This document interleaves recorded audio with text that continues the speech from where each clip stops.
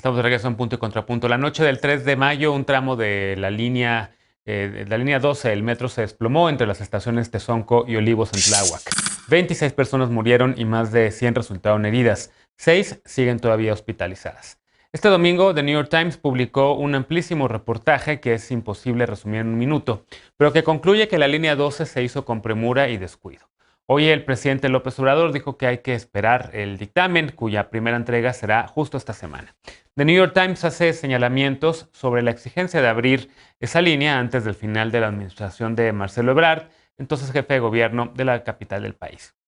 La publicación concluye que los pernos metálicos, que define como cruciales para la solidez de la obra, no fueron bien soldados, lo que, según el diario, probablemente causó el choque.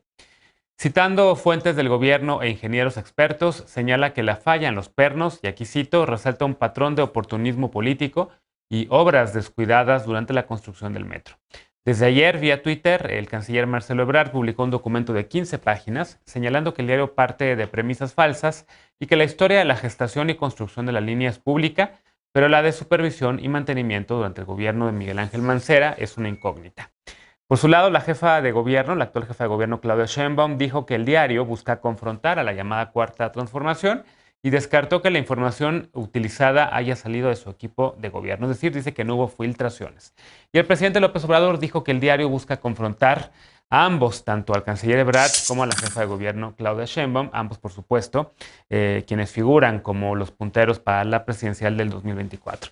¿Cómo lo ves, Eder? Empiezo ahora contigo. ¿Qué te dice este nuevo tema en torno a la línea 12? Me parece que no es en realidad tema, o sea, es una filtración, es una filtración de algo además que es muy sentido para todo el país y sobre todo para la Ciudad de México. Y por lo tanto, habrá que esperar, ya se comprometió la doctora Claudia Sheinbaum a que pronto llegará la auditoría oficial, que será pública toda. Todo su contenido será público y a partir de eso tendrá que tomar determinaciones. Yo creo que hay que esperar a eso. Cuando son filtraciones y filtraciones con algo tan sensible, eh, más que analizar el contenido, creo que se tendría que analizar qué es lo que no se está diciendo y por qué en estos momentos sale. Y algo que no se menciona para nada en este artículo es el papel del sexenio de Mancera, que a él le tocó todo el sexenio administrar el tren.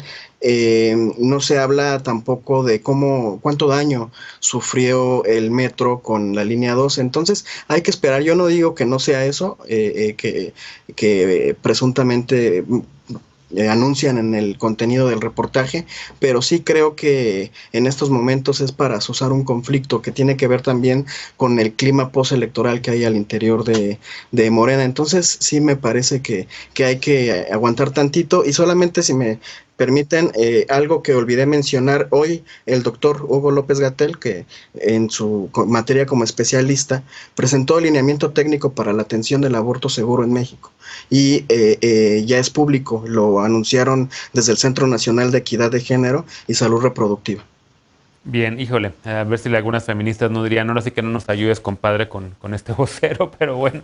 A ver, ¿cómo ves el Pero tema? ¿Es tema o no es tema? Dice Eder que no es tema, Eder, el tema de la línea 12. Pues yo creo que si el periódico, uno de los más grandes del mundo, está sacando esta información previo a que venga un peritaje, pues creo que simplemente sí está poniendo sobre la discusión pública esto que hoy y seguramente también las otras mesas de opinión de todos lados también van a estar discutiendo. ¿A quién le preguntaste? Alfredo. Ah, perdón. Bueno, a ver, el New York Times no vino a hacer un discurso político. No estamos hablando de un discurso político que si dejó a uno o dejó a otro. Y no nada más es una filtración, perdón, hay que leer el reportaje del New York Times.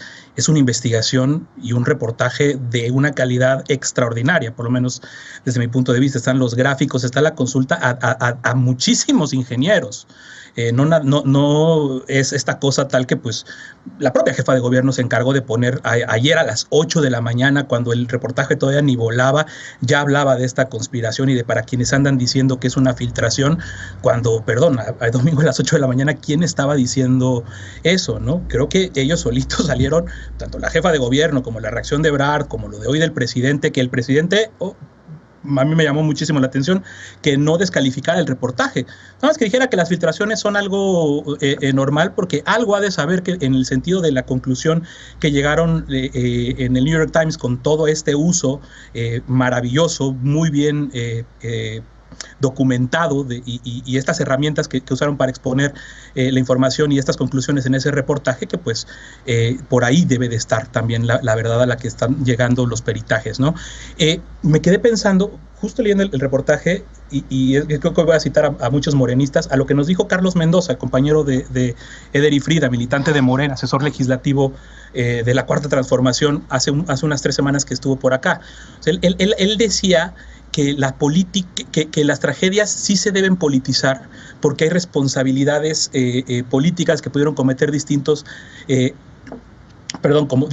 actores, y que un peritaje no era lo suficiente, ni la solución suficiente para una investigación compleja que tendría que haber para tener el diagnóstico de toda la infraestructura del metro y de las infraestructuras en los estados. Y me hace mucho sentido, y estoy pensando mucho en lo que decía Carlos, con todo lo que ha sucedido a raíz de la publicación del New York Times, porque lo que estamos viendo es precisamente eso, cómo una investigación, a partir de los elementos que se tienen, pero priorizando lo técnico, justamente sin irse a tomar un partido, a hacer insinuaciones, sino presentar información de la mejor forma posible, ha hecho que reaccionen un montón de personas, pero sobre todo que nos centremos, o que ahora sí nos centremos en lo técnico, en lo que fueron las razones de las causas, y después veremos si el mantenimiento, después veremos otro tipo de responsabilidades.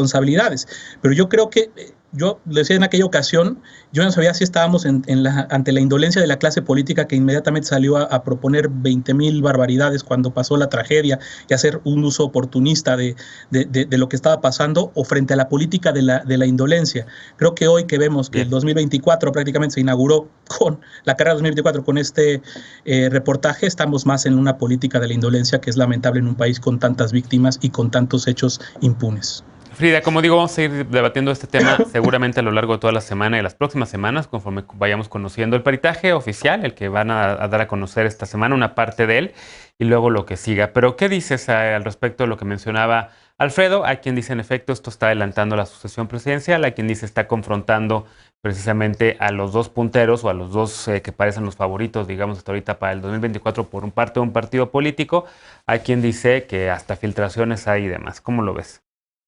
Me parece que cualquier tipo de información sobre este tema que se hubiera brindado antes de las elecciones habría sido interpretado justamente como un golpe electoral, y en este momento creo que más bien era información que se tuvo desde antes y que se descubre, se publica en este punto pensando en que ha terminado ya la temporada de elecciones y que justamente no podía interpretarse de esa manera. Por supuesto, en nuestro país solemos interpretarlo todo como algo político, porque así ha sido durante los últimos años. Hemos politizado al extremo cada acción, tanto pública como hasta las tragedias, y creo que en este caso hay una responsabilidad compartida, que lo más ético tendría que ser el reconocimiento más allá de partidos políticos. No se puede ignorar que desde el momento de la construcción de la línea 12, quienes estuvimos cerca, por ejemplo, de los lugares donde pasaba esta línea, se padeció bastante, ya tenía errores, había reparaciones y reparaciones, a cada momento había accidentes, y por supuesto que tampoco se puede olvidar la respuesta que brindó el gobierno.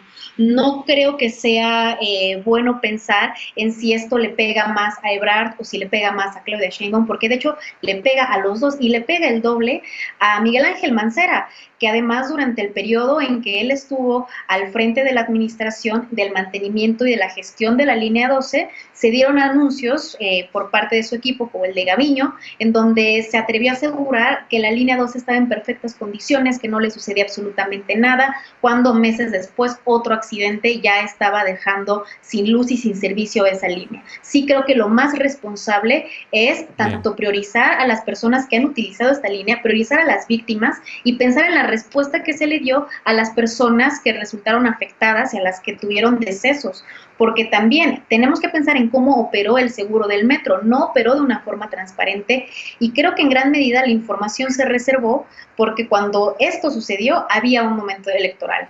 Ahorita Bien. ya pasaron las elecciones y es tiempo de poner todo sobre la mesa y pedir los perdones que se tengan que pedir. Únicamente para cerrar, esto no creo que obstaculice el camino a la presidencia de ninguno de los dos si es que lo tuviera. Claudia Sheinbaum ya lo vivió en 2017 con Repsamen, con la muerte de niñas y niños de un lugar que estuvo mal construido, que tuvo permisos de su gestión y aún así llegó a la jefatura de gobierno. Bien. Si ella Yo se creo postula que, y tiene buen proyecto, creo que podría todavía tener un panorama distinto. digamos que para la clase política, en efecto, es interesante saber si esto afectaría o no las intenciones o ambiciones presidenciales de estos dos personajes políticos, pero ahora creo que lo más importante es que haya justicia y que a las familias de las personas que fallecieron en este incidente, pues uno, se les repare el daño, digamos, y bien, han contratado a firmas de abogados estadounidenses que incluso han llegado a cobrar millonadas en casos de estos, cuando hay este tipo de accidentes o este tipo de incidentes. Y dos, que no vuelva a repetirse este daño a nadie más, ¿no? Que la línea vuelva a funcionar pronto, que le dé el servicio y bien a las millones de personas que diariamente lo usaban y que jamás vuelva a ocurrir un incidente así en esta naturaleza en la Ciudad de México. ¿Cómo lo ves? Pues sí, creo que justamente el tema de la justicia a las víctimas, la reparación, pero sobre todo la garantía de no repetición es lo importante aquí.